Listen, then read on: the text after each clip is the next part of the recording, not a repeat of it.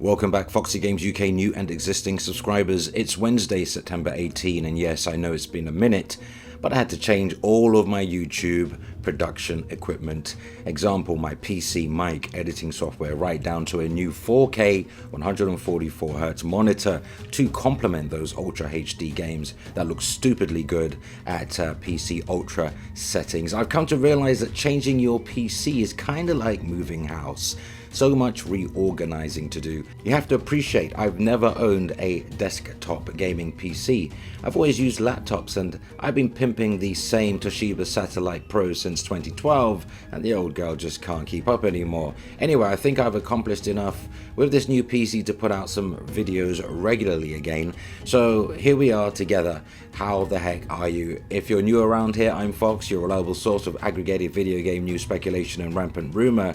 And FOXY Games UK news and articles are sometimes sourced via multiple outlets. Links are available in this video's description where applicable.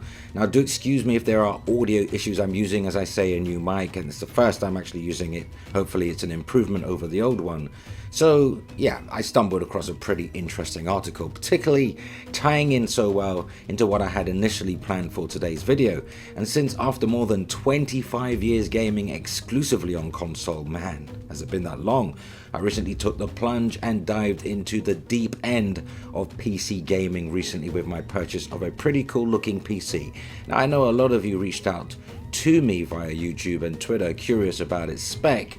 Well, it's as I say, pretty cool looking. It's a Red Devil themed, I should say.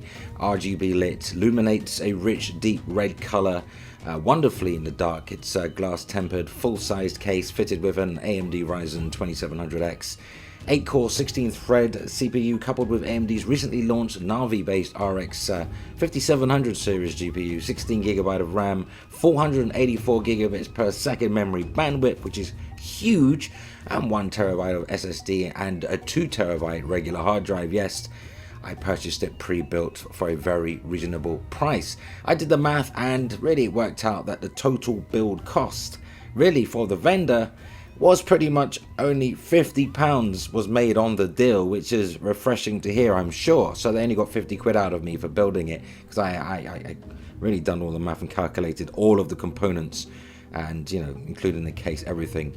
So anyway, that's my PC spec. Now, I'm not into the whole Team Red versus Team Green or Blue, just as I'm not into the Sony versus Microsoft versus Nintendo shenanigans. I pretty much purchased the PC for productivity reasons this channel, and well, you know, I thought may as well buy a next gen now, really, and buy into next gen now, since Xbox Scarlet is more than a year away and I can play all the Xbox games on this PC. In fact, I signed up to Game Pass on PC, and it's wonderful for someone like me who's just starting out in the world of PC gaming. I've got 11 games downloaded. I've only purchased The Witcher 3, just The Witcher 3, I think. Now, Grand Theft Auto 5, yeah. Now, I own PlayStation 4 Pro, Nintendo Switch, Xbox One S, which is pretty much redundant now, the S. Now I have this kick-ass PC. I guess in my case, my own words, play games, not corporations, never rang so true. So let's get into the article, and I'll chime away with my own thoughts thereafter and share my own experience as a PlayStation 4 gamer. Yes, a PS4 gamer who just jumped head first into PC gaming, and I'm going to go over the pros and cons in using both platforms. Seven things PlayStation 5 will do better than PC. Now, this is not my opinion. This is courtesy of GamePressure.com, who is abundantly aware of all the fanboy nonsense in the game community, because they have rather wisely prefaced this with a following statement, and I quote: "We love all platforms equally, the PCs and the consoles and even mobile. In the end, it's not about the platform we use, but what games we play.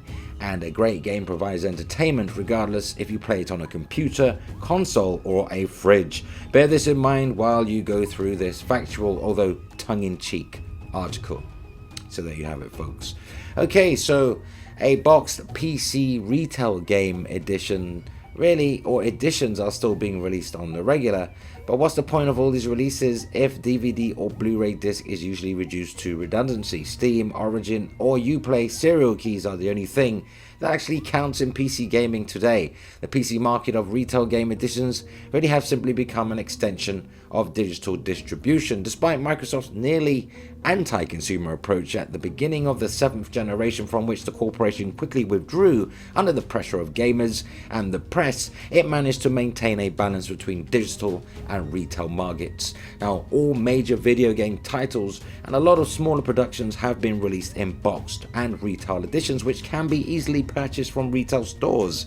You don't say. You don't need an internet connection to launch them. You don't say. And you don't have to enter any serial keys except for some additional content offered by the devs as a bonus. You simply have to put in the disc into the drive and play. Sony knows this all too well, and it's one of the reasons for the success of PlayStation 4 and PlayStation 5 will probably not change. Physical boxed copies will still arrive in stores in the usual form, and nothing should prevent this from happening. Meanwhile, second-hand PC games are mostly classics from like a decade or so ago, maybe even more, perfectly internalized by Sony.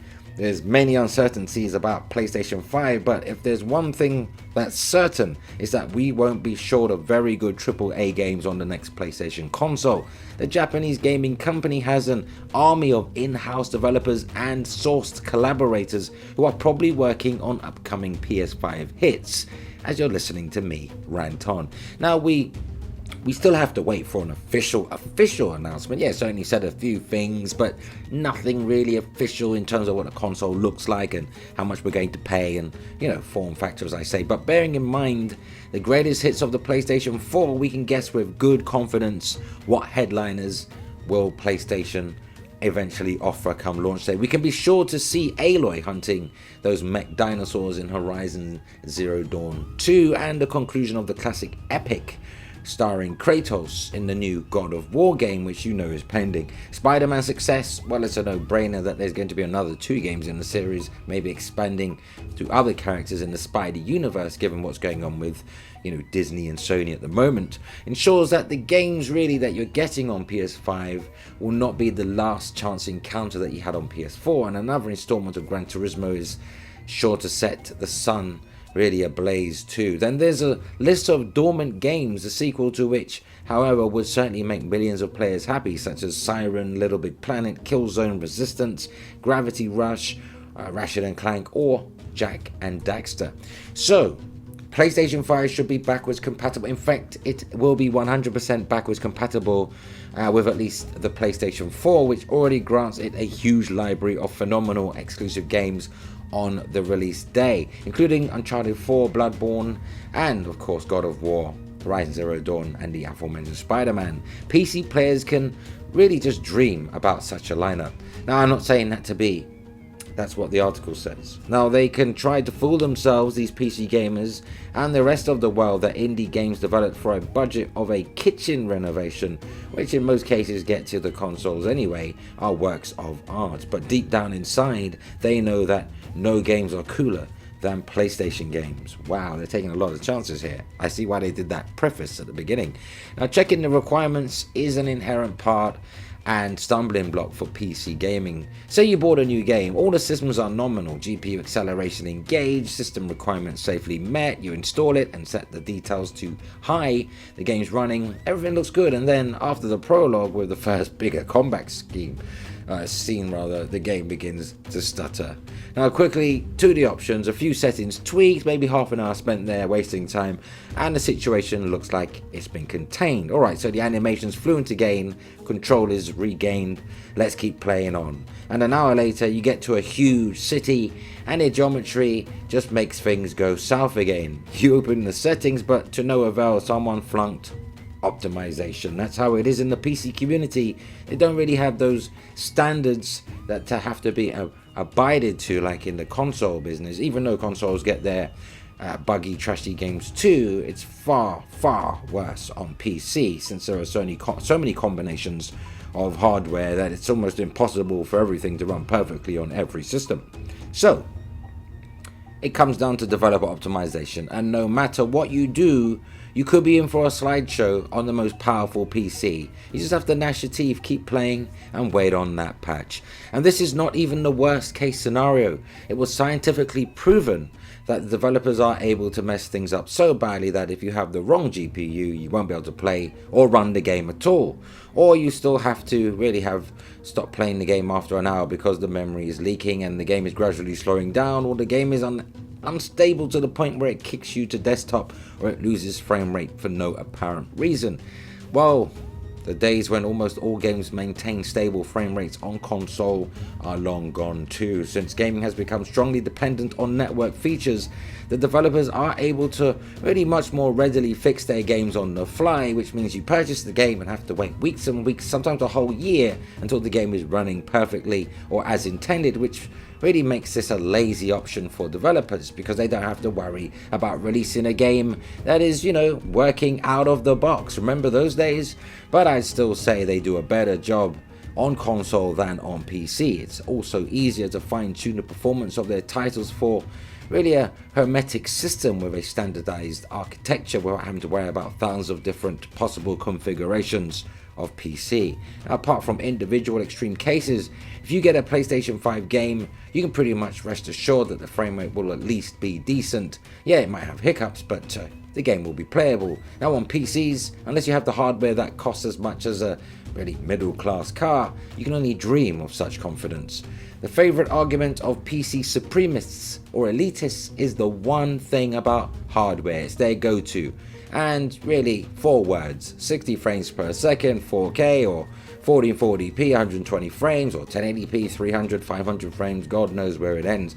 The stuff of dreams which the console plebeians can only dream about in their AAAs. That's the PC elitist mindset, according to this article. Don't argue with me. However, it's convenient to miss the fact that hardware prices have reached such levels in recent years that getting a reasonably future-proof PC is an exorbitant investment. Sure, you can get a decent PC that will cope with most modern games for half the price, but after 2 years it will cry, "Upgrade me," requiring compromises in the graphics department, sometimes medium to low settings, and removing those wonderful options, really diminishing the game even lower than a console experience. Meanwhile, PlayStation 5, according to analysts, will cost you around $500 at launch. So for the price of a pretty average PC, a middling PC, you get a console that will easily run the newest games in 4K with a decent level of detail. Admittedly, you can probably forget 60 frames per second and say hi to 30 frames with 4K. Or at least on console, but when it comes to value for money, PlayStation 5 and really Xbox Scarlet can have any PC for breakfast. Buying a PC, you have 2 choices. You either spend a fortune and buy a monster machine worth as much as a car or a few consoles and be pretty sure you can run every game for at least 4 years, or you can almost spend a moderate amount of money, but then you have to go to bed every night knowing that one day there will be that game that releases that you surely want to play, and you'll only be able to run it in glorious 720p with an average of 25 to 30 frames per second with the worst stuttering you have ever seen. In fact, at those levels of frames per second, even FreeSync can't save you. Buy a new processor, yes, because it's about that time. Getting some more RAM to have, anno 1800 run at a notch better, maybe getting a new GPU while you're at it. Check out those ray tracing capabilities for those Nvidia products. Now, owners of PS5, on the other hand, will forget all about any expense other than new games and perhaps some peripherals until the next generation arrives. You buy the console once and it should suffice for at least 5 to 6, maybe 7 years, perhaps even longer, since even with the new generation comes, the developers never really decide to entirely abandon the millions of potential customers reluctant to upgrade, as they will do, no doubt, with PS4 going on to PS5, and still create games, at least on a third-party level, for the older generation for at least a year or 2. Now, even if Sony opts for something like PlayStation 5 Pro around the middle of the generation's life cycle, the usual PS5 will still be quite enough, just as the regular PS4 is still entirely feasible and sufficient, and few owners decided to upgrade to PS4 Pro. Obviously, the entire article is just way too long to read, but certainly interesting, people. So I've provided just some excerpts, though you can read the full article linked in this video's description box. Now, in terms of what it feels like to go from, in my experience, what it goes from playing on console to PC, and we're talking about all consoles because I've had them all. The visuals, the frame rate, the speed, the load times, everything dialed up to the max. Glorious. Now, is it worth? Is it worth? This is quite a pertinent question. Is it worth spending several $100s or UK pounds more or euros more than the price of a console just to get ever closer to the holy grail of gaming performance? Stand by, because bias just left the building. Because I'm going to brutally be honest about the pros and cons of console and PC gaming. So don't you go anywhere, will you? As we'll be right back after this. Okay, welcome back. Thanks for sticking around. So here's some pros of both PC and console gaming. A PC is capable of playing games at 4K 60 frames per second or higher with maximum settings if you have a ridiculously powerful rig, that is. Most don't, but those that do, well, it's like gaming nirvana.